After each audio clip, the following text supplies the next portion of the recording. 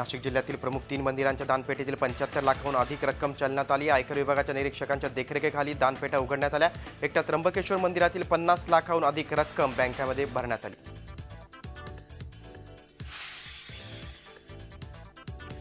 PMPML मध्ये 500,000च्या नोटांचा काळाबाजार झाल्याचा आरोप करत शिवसेनेनं आंदोलन केलं। सुट्टे पैसे कर्मचाऱ्यांनी बँकेत भरले नाही, त्याऐवजी 500 आणि 1000च्या नोटा भरल्या आणि सुट्टे पैसे हे ब्लॅक मनी असलेल्यांना दिले असा आरोप होतोय।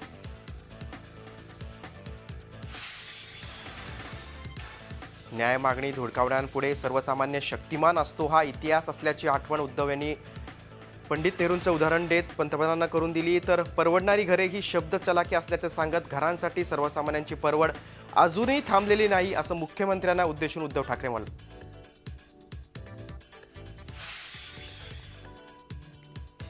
नागपूरमध्ये पबमध्ये दारूच्या बिलावरून झालेल्या वादात शुभम महाकाळकर या युवकाचा खून झालाय। भाजप आमदार कृष्णा खोपडे यांचे पुत्र रोहित आणि अभिजित बरोबर तो पबमध्ये गेला होता। या प्रकरणी बार मालकावर हत्येचा गुन्हा दाखल करण्यात आलाय, तर रोहित आणि अभिजितवर देखील गुन्हा दाखल झालाय।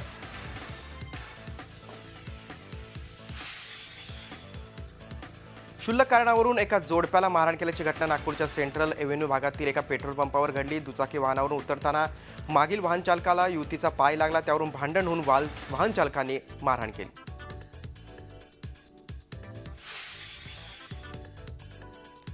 लातूर जिल्ह्यातील उमरगामध्ये शॉर्ट सर्किटमुळे आग लागून झोपेतच आई मुलाचा होरपळून मृत्यू झाल्याची दुर्दैवी घटना घडली आहे। शुभांगी बिराजदार आणि प्रेम बिराजदार अशी त्यांची नावं आहेत।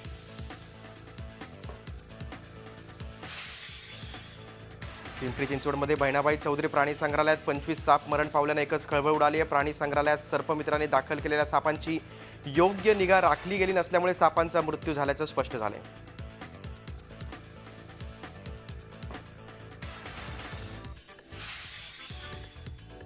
यवतमाळच्या आर्णी तालुक्यात 7.5 फूट लांबीच्या अजगराला सर्पमित्रांनी जीवनदान दिले। देऊरवाडी डोळंबा शिवारात भलामोठा अजगर शेतकऱ्यांना दिसला। सर्पमित्रांनी अजगराला सुरक्षितरित्या जंगलात सोडून दिलं।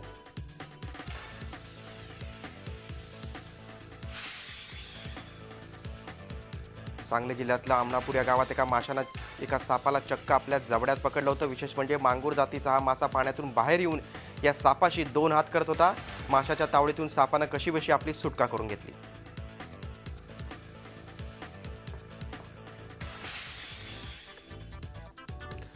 गदी माडगुळकर यांच्या स्मृतिदिनानिमित्त देण्यात येणारा गदिमा पुरस्कार दिग्दर्शक जब्बार पटेल यांना जाहीर करण्यात आलाय।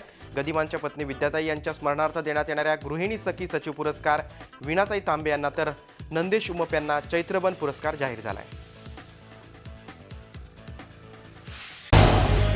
झी 24 तास रहा एक पाऊल पुढे।